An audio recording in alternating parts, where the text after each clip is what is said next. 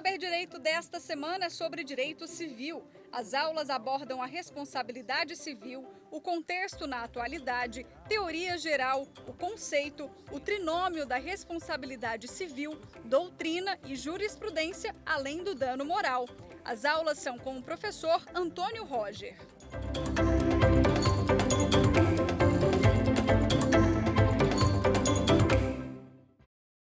Aqui nós vamos discutir a teoria geral da responsabilidade civil.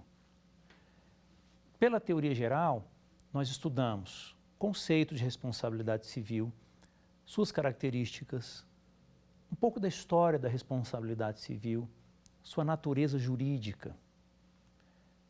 Agora nós vamos dar uma passada na parte dos fundamentos da nossa disciplina. Vejamos então o seguinte lado. Vamos começar. O que significa responsabilidade civil? Acho que a melhor forma de a gente começar a construir uma base de conhecimento é estudar o termo responsabilidade. De onde vem esse termo? Vamos ver agora. A ciência que estuda a origem das palavras, os termos, se chama etimologia. Utilizando a etimologia, responsabilidade vem do latim respondere. Na verdade, o direito romano clássico, né, antigo, ali ainda no auge do Império Romano, né, há 2000 anos, mais ou menos, ali dentro do período romano, o direito romano, então, tinha uma construção de uma ideia de responsabilidade baseada numa pergunta, né? Por tal compromisso, você promete me dar um centum, né? Centum significa que você promete garantir que você vai cumprir alguma obrigação, coisa desse tipo.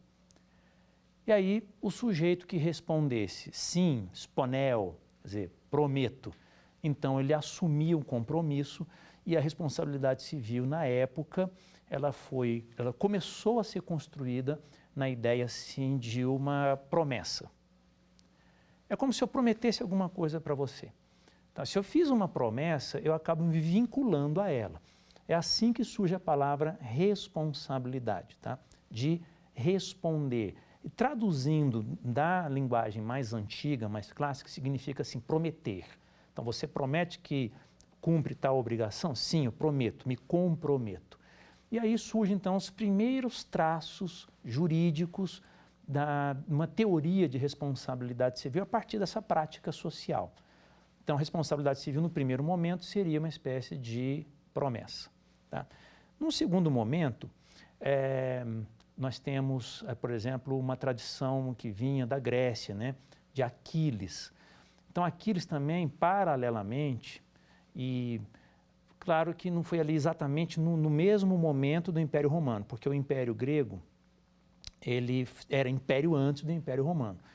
Então, somada essa ideia, né, de respondere, exponeo, quer dizer, você me promete? Sim, prometo. Tínhamos uma outra perspectiva da responsabilidade civil nesse aspecto de conceito, tá, de etimologia. Me acompanhe. Na Grécia, nós tínhamos ali na mitologia grega, tá, uma personagem, né, chamado Aquiles. E segundo a tradição grega, Aquiles ele pretendia escrever, colocar no papel, né, como se fosse assim um código de conduta, todas as hipóteses que ele considerasse assim como certo e errado, tá? Certo e errado. Então assim, para viver bem em sociedade, então certo é fazer isso. E Aquiles, então, ele, que é um personagem mitológico grego, ele, então, pretendia positivar, no sentido de escrever, né, todas as condutas que eram consideradas certas, aquelas que eram consideradas erradas e as consequências de quem poderia violar essas condutas escritas. É como se fosse uma semente ainda, né, um germinal ali do que hoje nós chamamos de código de ética. um código positivado, deontológico, né, de ética. Então, como Aquiles ele pretendeu registrar as hipóteses de o viver virtuoso e o que seria errado e as consequências de quem praticasse aquele erro, nós podemos hoje ter, com base nessas duas histórias, tá? Antes, primeiramente, no Império Grego, tradição de Aquiles, e depois no Império Romano, a tradição das promessas, nós podemos sintetizar esse aspecto etimológico da seguinte maneira. Então, conforme a etimologia, a responsabilidade civil teria, digamos, dois elementos, que poderia já criar uma classificação da nossa disciplina. Veja, existem condutas, existem hipóteses que estão previstas em lei. Essas condutas previstas em lei, nós vamos chamar hoje, tá, de responsabilidade aquiliana, por causa de Aquiles, porque Aquiles pretendeu escrever, então, hoje, todas as hipóteses no bloco de responsabilidade, conforme nós vimos na aula passada, tá?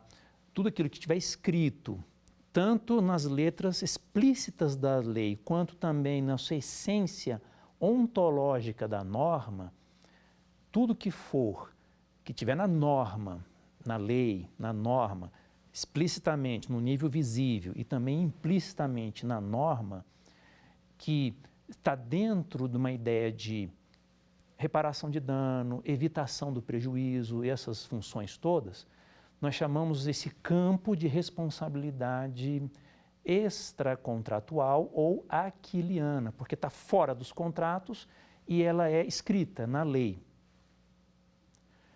Já na tradição romana, que era, você promete fazer alguma coisa? Prometo.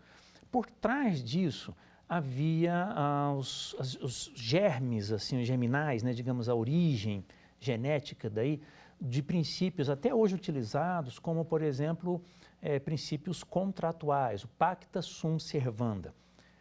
Na mesma época, em Roma, havia, né, aquela ideia de que os pactos devem ser cumpridos, daí a expressão em latim, né, pacta sunt servanda. Os pactos devem ser cumpridos, devem ser obedecidos. Então, eventual violação de pactos, de contratos, é violação de promessas.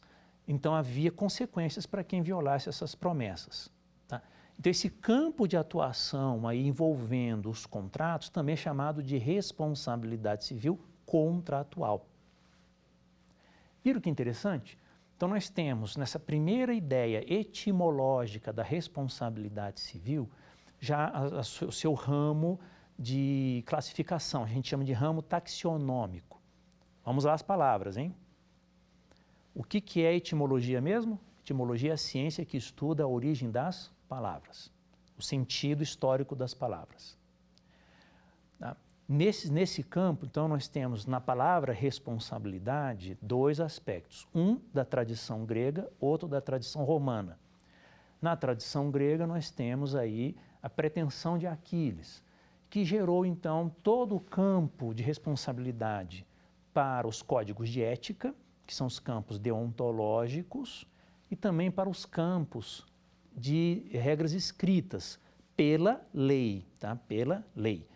Então, quando a lei estabelece hipóteses de responsabilidade, quer seja de forma explícita ou de forma implícita no bloco de responsabilização, então esse campo aí de tradição grega nós chamamos de responsabilidade civil aquiliana ou extracontratual. Agora, quando nós temos acordos, tratados, contratos, pactos, em que prometemos alguma coisa, então nós exponel, então nós prometemos. E quando essa promessa é feita no que modernamente chamamos, aí, pegando lá da tradição romana e trazendo para hoje, modernamente nós chamaríamos de responsabilidade dos contratos, responsabilidade civil contratual. Então, a responsabilidade civil, ela se subdivide, do ponto de vista etimológico, em dois campos. Responsabilidade civil extracontratual e responsabilidade civil contratual. A responsabilidade civil extracontratual, hoje, é aquela prevista na lei ou no bloco de responsabilização, né? Qualquer lei, qualquer norma que tenha regras nesse campo está aí na responsabilidade civil extracontratual, também chamada de aquiliano. Já na contratual, quando nós elaboramos contratos, acordos, convenções, pactos, ou qualquer coisa que seja parecida com um contrato mesmo, com um acordo de vontades, então nós temos a responsabilidade civil contratual. Então ele vem para a tradição latina, que a tradição latina é essa que nós abordamos aqui, contratual. Todas as vezes que alguém promete alguma coisa num negócio jurídico, essa promessa deve ser cumprida, né? Os pactos devem ser cumpridos. Em latim, pacta sunt servanda. Então, o descumprimento gera consequências. Esse campo de atuação, esse estudo da formação do compromisso, da desobediência, da violação desse compromisso e, portanto, das consequências, aí está no campo da responsabilidade civil contratual. Mas a responsabilidade civil tem história. E nessa linha histórica, o que eu queria passar aqui, pelo menos em resumo, as principais tendências a partir de um ponto na história. Doutores, viver em sociedade, segundo a sociologia, é um aspecto da natureza, não só do ser humano, tá? Não só. Os grupamentos, né, a atração, os grupamentos são tendência de qualquer sistema. Mas vamos falar de sociologia. Então, o homem, no sentido ser humano, né, ele é um ser naturalmente tendente a viver em sociedade. E essa vida em sociedade também, naturalmente, tende a gerar conflitos. Então, os conflitos são esperados, são naturais, porque temos posições diferentes, opiniões diferentes, níveis de consciência diferentes, visão de mundo diferente.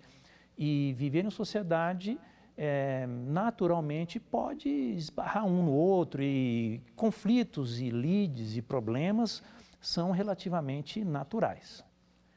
A responsabilidade civil, doutores, estuda como caracterizar a conduta do agente, o resultado e as consequências de eventuais práticas de atos ilícitos e prejuízos que possam advir dessas relações sociais.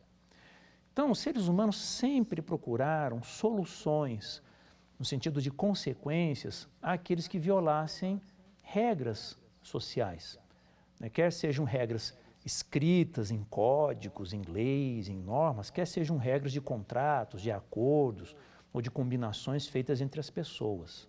Tá? Então, nesse sentido, doutores, numa linha histórica bem antiga, né, no início das civilizações humanas, a história ela registra que as consequências eram praticadas por uma espécie de vingança. A consequência nasce numa ideia muito antiga de vingança. A vingança antiga, como consequência de um ato ilícito, era inicialmente, segundo a história, a antropologia, inclusive, registra aí que a tendência, que naquela época, né, vamos colocar aí 50 mil anos, entre 50 mil anos e 10 mil anos, em especial 10 mil anos, onde a formação das civilizações, né, as consequências eram sofridas pela vítima, sofridas, na verdade, pelo agente causador, né? Porque assim, o agente causador pratica conduta, a vítima sofre. Como uma consequência para buscar a reparação da vítima, aplicava-se então a vingança. Só que a vingança era coletiva nessa época. Então, no primeiro momento, a solução dada para que a responsabilidade pudesse exercitar suas funções sociais, aquelas que vimos na aula número 1, as funções da responsabilidade civil de reparadora, sancionatória, também de prevenir também outras condutas semelhantes, era a vingança coletiva. Da vingança coletiva, a sociedade foi evoluindo, mudando valores e entendendo um aperfeiçoamento, digamos assim, de respostas sociais, passou-se a chamada vingança individual. A vingança individual evoluiu, doutores, para um outro aspecto importante e interessante. Veja só, as consequências sofridas pelos agentes causadores de danos, então, nessa evolução, até esse momento, vinha no próprio corpo da pessoa. Então, você vê, por exemplo, né, vamos colocar na tradição bíblica, né? Jesus, certa feita, estava ali, né, ali naquelas cidades em Israel antigo, né, na época que ele estava aqui fazendo a sua história, e pegaram uma mulher em flagrante adultério. E é uma famosa passagem de livros dos evangelhos, né? E falaram assim, ó, Senhor Jesus, essa senhora aqui foi pega em flagrante. Segundo a tradição, segundo, então, a responsabilidade civil aí aquiliana, ela tinha que ser morta apedrejada, né? E aí várias pessoas pegaram as pedras para atirar, tá vendo? Vingança coletiva. Aí Jesus, então, quebra esse paradigma e fala, tá bom, então, aquele que não tem pecado pode atirar a primeira pedra. Mas veja, como que aqueles sujeitos se apresentaram para o mestre? Invocando uma lei, invocando uma regra, uma tradição antiga, sólida, e que tinha que ser imposta àquela pessoa ali. E se fosse para atirar a pedra, quem atiraria? Só um? Não, eram várias pessoas, da vingança coletiva. E quem sofreria? Aquela mulher que violou a lei. Ela é o agente que violou a lei. Ela sofreria no próprio corpo. Muito provavelmente, acho que a intenção ali naquele momento era de tirar a vida daquela pessoa pelo ato que ela praticou. Então, era chamada as consequências corporais.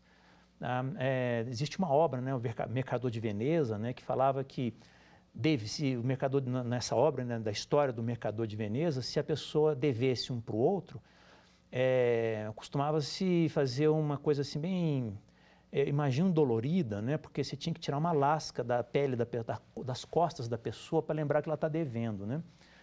Então, assim, a pessoa sofria as consequências de uma dívida, por exemplo, no próprio corpo, tirando um pedaço da pele das costas, né? Isso já na Idade Média, né? Pós-Império Romano ainda tinha essa prática.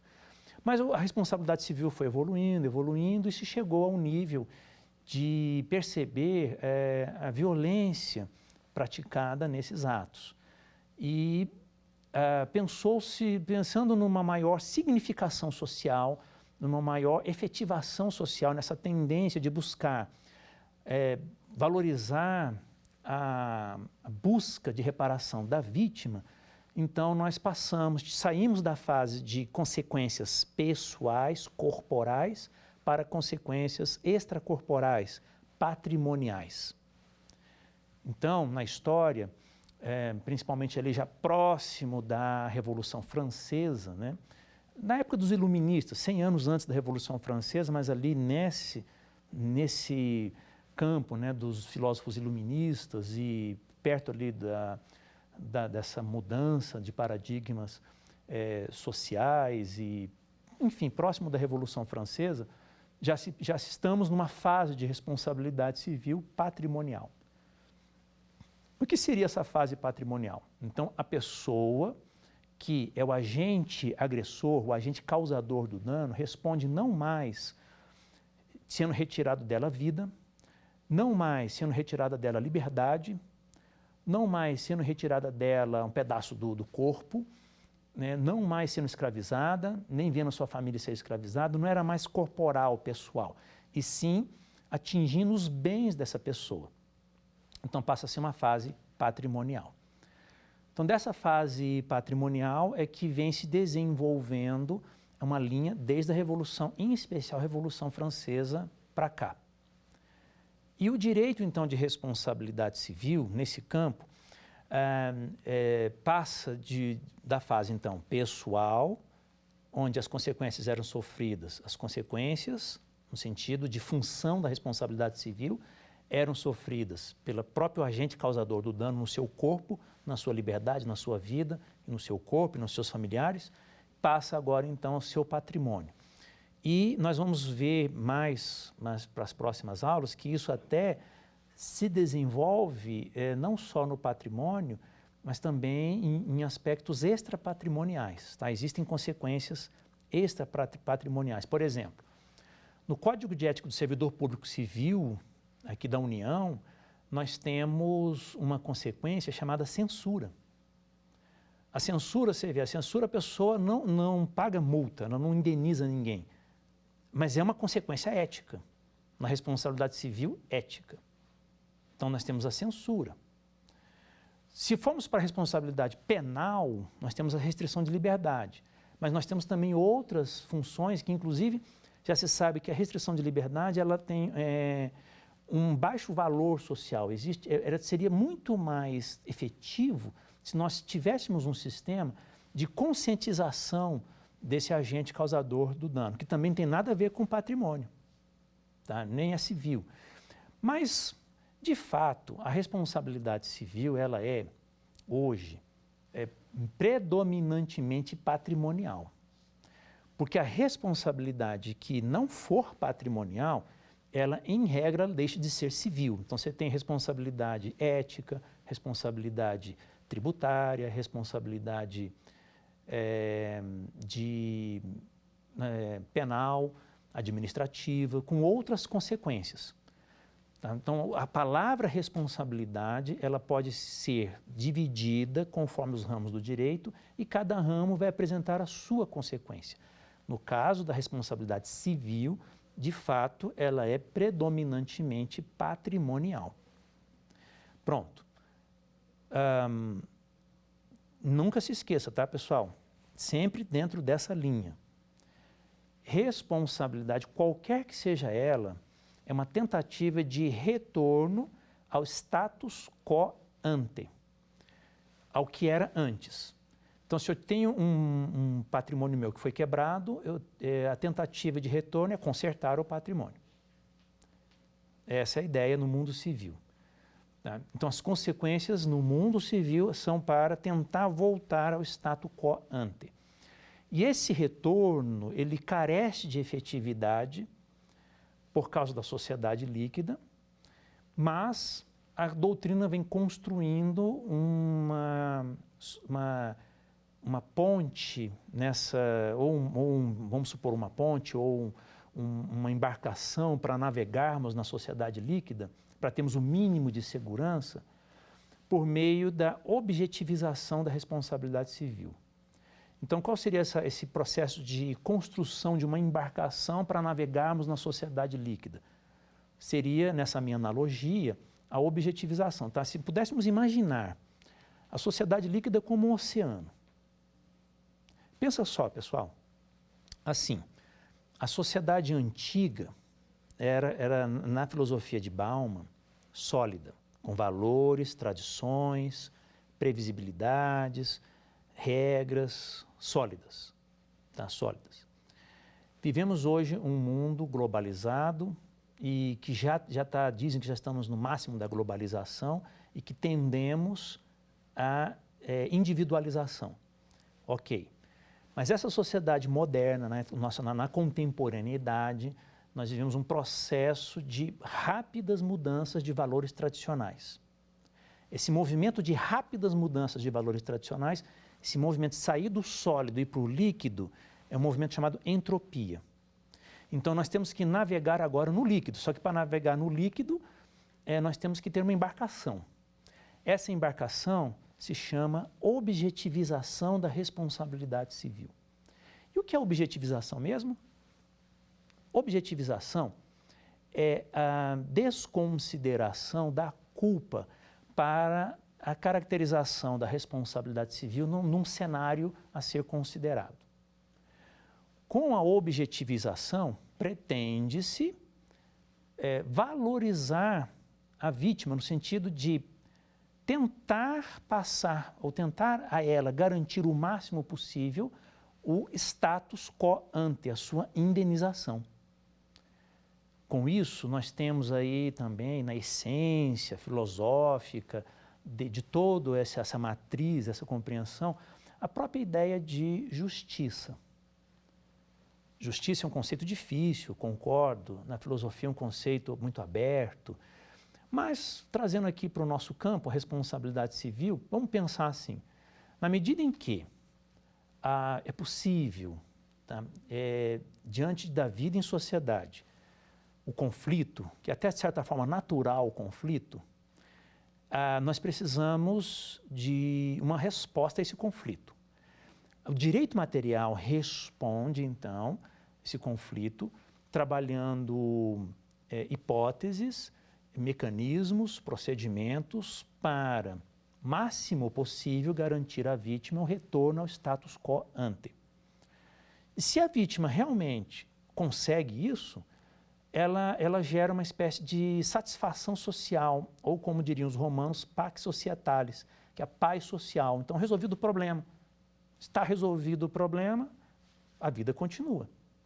E então essa sensação de que o problema pode ser resolvido e ele é resolvido, daria então a resposta. E essa resposta então é o que nós chamamos de justiça.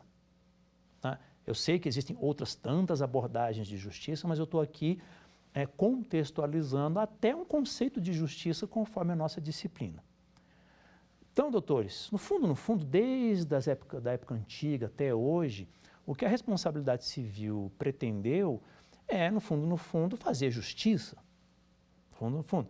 Quer seja por uma vingança privada, quer seja por uma vingança individual, quer seja por consequências corporais e em direitos fundamentais das pessoas, e quer nessa mudança de paradigma patrimonial, garantindo direitos fundamentais. Mas, no fundo, o que se pretendeu na história do direito à responsabilidade civil é justiça. E, diante do desafio do ambiente, esse ambiente líquido, nos demanda tantos desafios que temos que construir pontes e embarcações para navegarmos na sociedade líquida. Tá? Essa embarcação se chama objetivização. Tá? E pontes, nós vamos ver as outras pontes que foram construídas aí ao longo aí das nossas explicações. Então, doutores, por meio dessa objetivização é que nós estamos buscando essa garantia de direitos fundamentais e também construindo aí mecanismos para navegarmos na sociedade líquida. Mas na história ainda, tá? No tópico historiografia da responsabilidade civil, vejamos o seguinte. Nós temos aí uma saída, até falamos anteriormente, do finalismo indo para o causalismo, que foi, como eu disse, um movimento quase que contrário ao que aconteceu com o Código Penal, com o direito penal. O direito penal sai do causalismo e vai para o finalismo. O direito civil, nesse campo, sai do finalismo e vai para o causalismo. O que significa isso? Bom, desde a primeira aula você já sabe que precisamos navegar com segurança nesse oceano social líquido, né? Uma embarcação se chama objetivização da responsabilidade civil. Essa objetivização considera afastar a variável culpa, porque ela é muito difícil de ser caracterizada, para garantir o máximo possível aí a indenização da vítima. Então, doutores, vamos pensar assim. Naquele momento da história da evolução da responsabilidade civil, que a culpa era o seu elemento central, nós tínhamos nesse momento, nesse ponto, né, focado na culpa, o que nós chamamos de finalismo.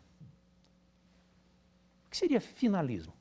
Bom, a ideia é mais ou menos o seguinte: se eu pratiquei um ato ilícito e provoquei dano para alguém, ali teve nessa dinâmica de culpa, teve ali uma finalidade.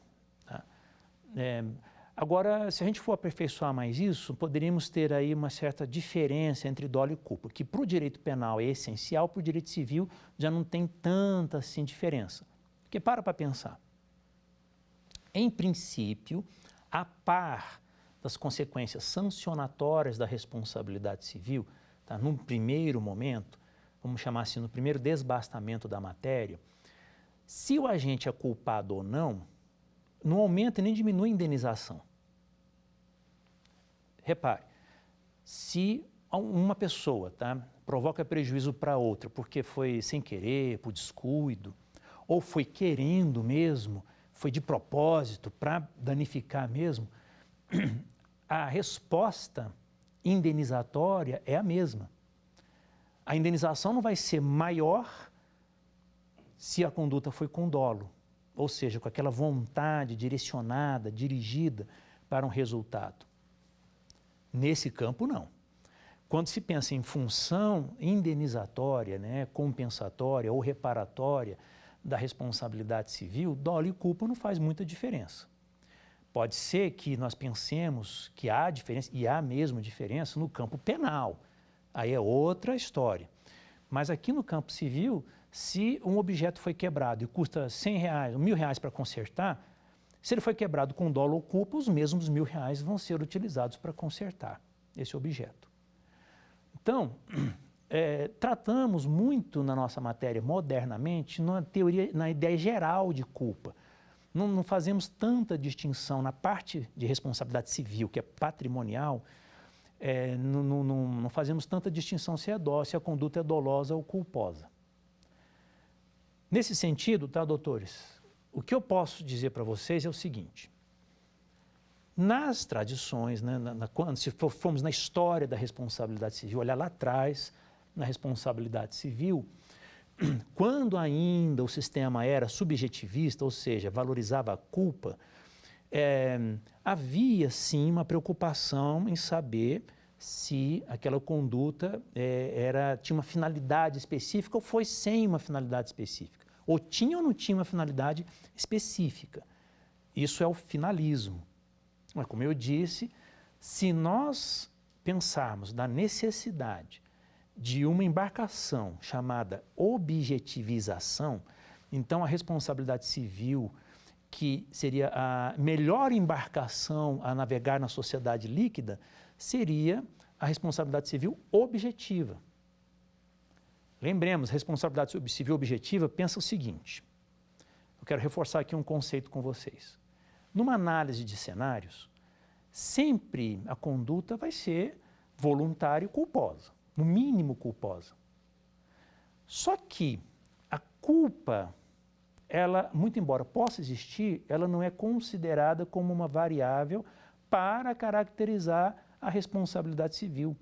A responsabilidade civil não depende da culpa. Quando ela não depende da culpa para sua caracterização, nós chamamos isso de responsabilidade civil objetiva. E nós estamos no campo aí, nesse sentido, de uma espécie de objetivização e valorização, a busca pela concretização e valorização da indenização da vítima. Uma outra coisa importante, tá? Imagina, mesmo que o agente causador de um dano, ele diga, foi sem querer, a voluntariedade sempre vai existir, tá? Eu costumo fazer assim uma analogia, tá? O que é voluntariedade, gente? É o movimento do corpo, é o movimento dos músculos para uma ação ou para uma contenção. Voluntariedade, então, é sempre um comando que o cérebro dá para que nós façamos alguma coisa ou não façamos alguma coisa e que isso gere um ato ilícito. Então, um fazer, né, como diriam os romanos, um facere, um não fazer, um non facere, que gera dano, ele sempre será voluntário. E aí, doutores, vai aqui um termo técnico, tá? Cuidado que eu já falei muito isso em sala de aula, meus alunos conhecem isso, e queria também compartilhar com vocês o seguinte. Imagine que um cidadão esteja dirigindo o seu veículo e colide com o carro de um terceiro. Aí, só colidiu ali, quebrou o carro e tal, e os dois saem naquele cenário ali, saem, e aí eu poxa vida, o que aconteceu que você bateu aqui no meu carro e tal? Ele falou, foi sem querer, né? Não foi culpa minha, não foi sem querer. Eu estava desatento aqui, eu falando no celular, o que viola a lei, mas aconteceu então o resultado ali foi sem querer. A pergunta que se faz é, mesmo sem querer, houve vontade de bater? Houve vontade de causar o dano? Gente, olha que interessante. No sentido popular, vontade não houve. Mas no sentido jurídico, técnico, sim, houve vontade. Mas como houve vontade? Se a pessoa disser para você e ela for sincera, dizer assim, foi sem querer, ela está sendo sincera e foi sem querer mesmo, onde é que está a vontade? Cuidado, querer e vontade para nós é diferente, tá? Querer é uma coisa, vontade é outra. No popular, no linguajar comum, da nossa vida cotidiana, pode até ser sinônimo, mas no linguajar técnico, jurídico, isso são coisas distintas. Por quê? Vontade a pessoa teve, porque se não tivesse vontade, o carro não sairia andando sozinho. E se saísse andando sozinho, não há que falar em responsabilidade. Não temos que falar nesse assunto. Para ter responsabilidade, tem que ter ali uma figura humana ali presente, naquele veículo, conduzindo o veículo. E o ato de conduzir é a vontade. Vontade no sentido de movimento dos músculos.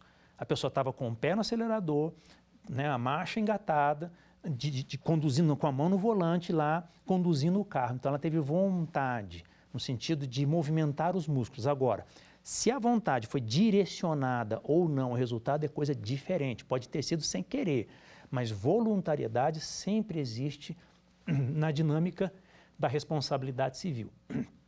O que pode ser afastado não é a vontade, é a culpa. Quando tratamos de responsabilidade civil objetiva, nós estamos afastando a culpa. Que pode também, como eu digo, pode até existir, mas nós não estamos considerando. Para nós navegarmos na sociedade líquida, nesse oceano chamado responsabilidade civil, na embarcação chamada responsabilidade civil objetiva, a culpa não pode embarcar, não. Tá? A culpa fica de fora. Tá bem? A culpa vai ficar de fora.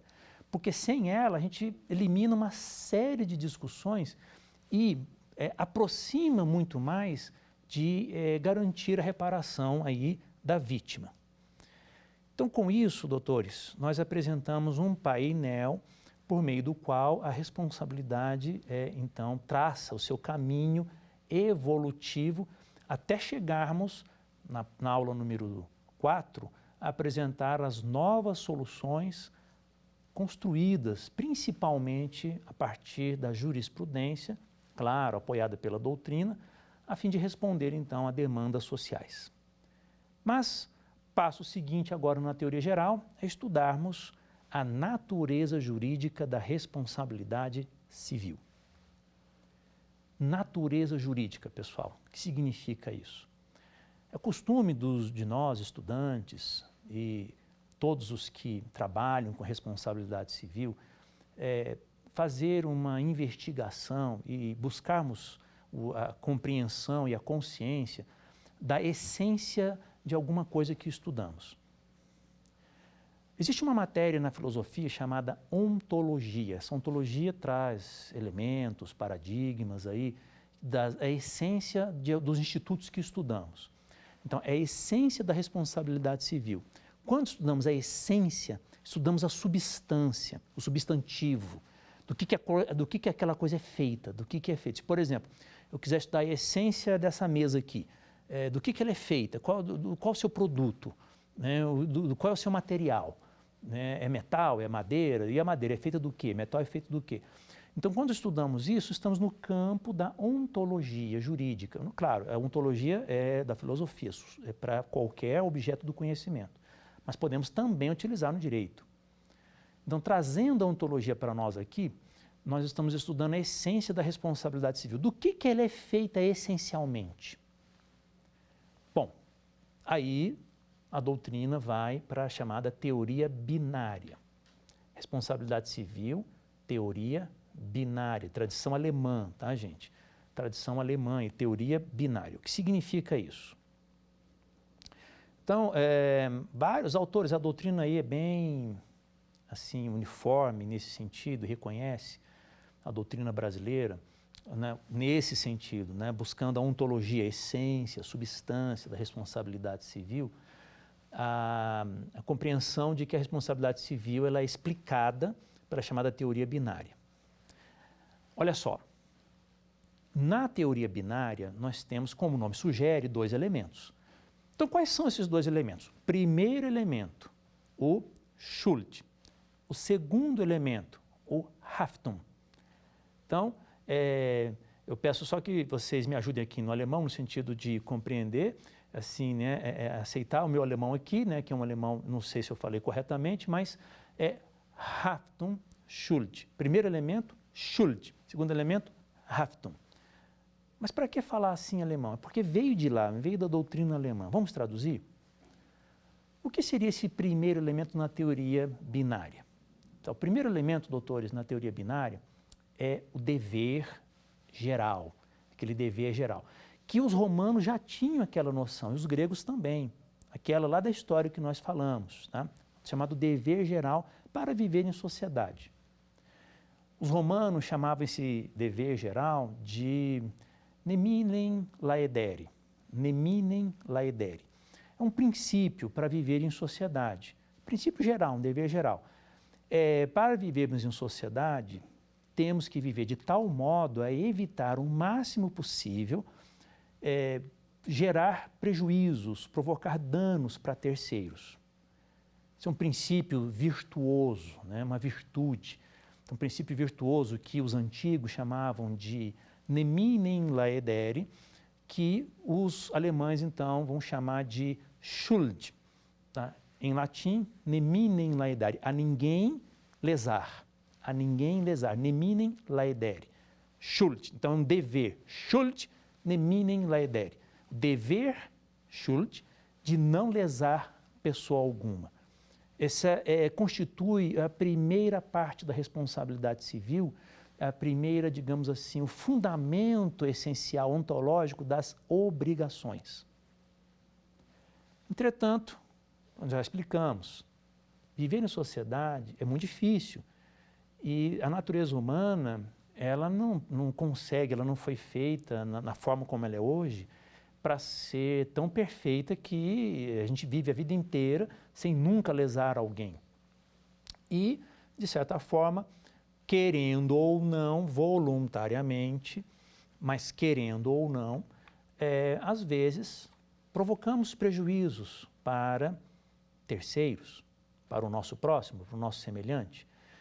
E se a pessoa que provoca prejuízo reconhece o prejuízo, e espontaneamente já recompõe esse prejuízo, nós não temos nenhum problema aí a avançar no direito processual. Nós não teríamos uma lide.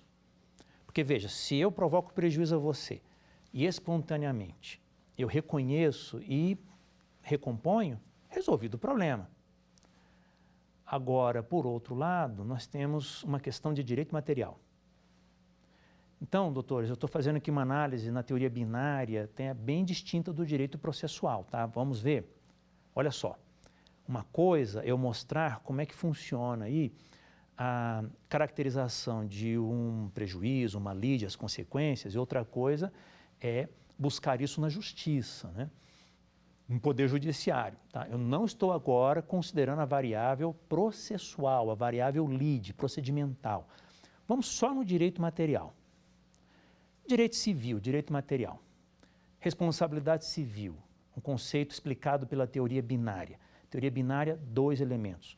Um elemento antecedente, que é esse dever geral que todos nós temos de não provocar prejuízos a terceiros, viver virtuosamente o máximo possível.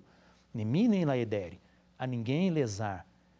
Tá? Nós temos um dever que é da natureza, do direito natural, tá? Associado a um esquema de direito natural, é um dever natural, um Schuld, de não lesar a ninguém. Mas se lesarmos, então surge uma segunda obrigação. Se lesarmos, se causarmos prejuízos, se praticarmos um ato ilícito, e esse ato ilícito gerar um prejuízo, então surge a obrigação de indenizar. Se essa obrigação ela é satisfeita espontaneamente, não há que se falar em lide, nem direito de ação, nem processo, essas coisas do campo do ramo do direito processual. Mas a obrigação de indenizar existe. Então, doutores, vejam. Primeiro elemento, antecedente. Primeiro elemento, Schuld, neminem laedere. Quer dizer, dever de não lesar a pessoa alguma. Se as pessoas viverem nisso, elas não vão para o campo da responsabilidade civil, tá? Não vão para o campo. Elas só vão para o campo da responsabilidade civil se praticarem um ato ilícito. É um se então, uma consequência. Se violar o Schuld, vem o Haftung. Aí vem a responsabilidade civil. Então, descumprida a primeira obrigação, surge a segunda obrigação, que é a obrigação de reparar, indenizar, compensar. A segunda obrigação, que é tentar voltar ao status quo ante. O próprio agente causador do dano deveria ter em sua conduta aí a ação de retorno ao status quo ante. Entenderam então a teoria binária? Teoria binária, 2 elementos. Primeiro elemento, Schuld. Segundo elemento, Haftung. O que é então o Schuld? Dever primeiro, dever originário, tá? De não lesar a ninguém. Mas se lesar, então praticou ato ilícito. A pessoa que lesa é o agente causador do dano, pratica ato ilícito e causa o dano. Tem que ser as duas coisas, tá? Se a pessoa, então, praticar o ato ilícito, então, vamos ver se gerou um dano, né? Se gerou um dano, isso é teoria binária, tá? Nós vamos ter variâncias com relação a esse aspecto. Mas se gerou um dano, surge, então, o segundo elemento, o consequente, o Haftung. Haftung. O Haftung é responsabilidade, é a segunda obrigação. É a obrigação consequente, a obrigação de indenizar. Alguns autores, eles dizem, então, que, na essência, responsabilidade civil é uma obrigação. Só que é uma obrigação derivada, né? Uma obrigação consequente, uma segunda obrigação. O professor Carlos Roberto Gonçalves, ele nem gosta muito assim de dizer que é uma obrigação propriamente dita para não confundir com a primeira obrigação. Mas podemos, assim, pedagogicamente entender que existe uma primeira obrigação, que é o dever geral de obedecer contratos, de cumprir os contratos, obedecer à lei, andar corretamente, cumprir as obrigações em geral e tal. E na violação dessas, gerando um prejuízo, então surge uma outra obrigação, essa outra obrigação, esse elemento consequente, que seria o Haftung e que seria então a responsabilidade, que seriam as consequências e os deveres decorrentes do descumprimento da primeira obrigação. Então essa foi a teoria geral. Próximo encontro, nós vamos ver o trinômio básico, os elementos básicos da responsabilidade civil. Mas eu gostaria de testar o conhecimento com algumas perguntas aqui. Vamos ver?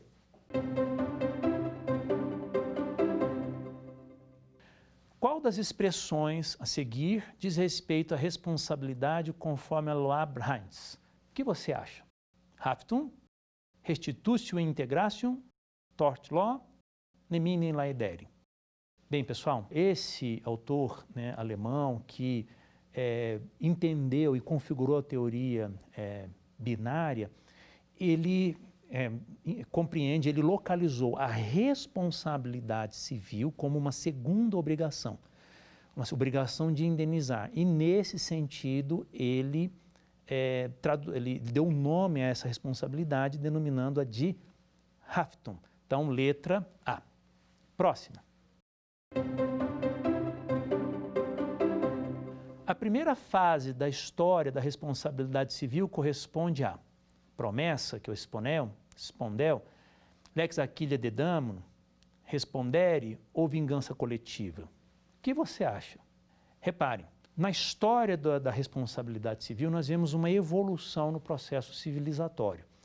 Então, nos povos antigos, né, colocando uns 10 mil anos, 5 mil anos atrás, na formação das grandes civilizações, havia, sim, toda aquela preocupação que é na natureza humana, de imputar consequências àquelas práticas ilícitas que temos, que fabricamos e produzimos na vida em sociedade. Então, num primeiro momento, na história da responsabilidade civil, a ideia-chave era de buscar vingança. E, veja, até hoje acontece isso, só que não é jurídico mais isso, né? Então, no campo dos direitos, no campo digamos assim, da busca da justiça, acreditava-se que a vingança coletiva era uma forma, isso no início, né, nos primórdios da civilização, como uma forma de imputar consequência ao agente causador do dano. Evoluímos para a vingança individual, sempre mostrando que até naquela época as pessoas recebiam as consequências dos seus próprios atos sociais no próprio corpo, na sua vida, liberdade, etc, etc.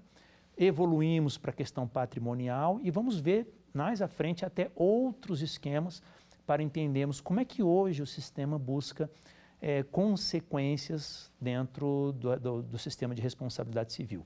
Vamos a uma terceira pergunta?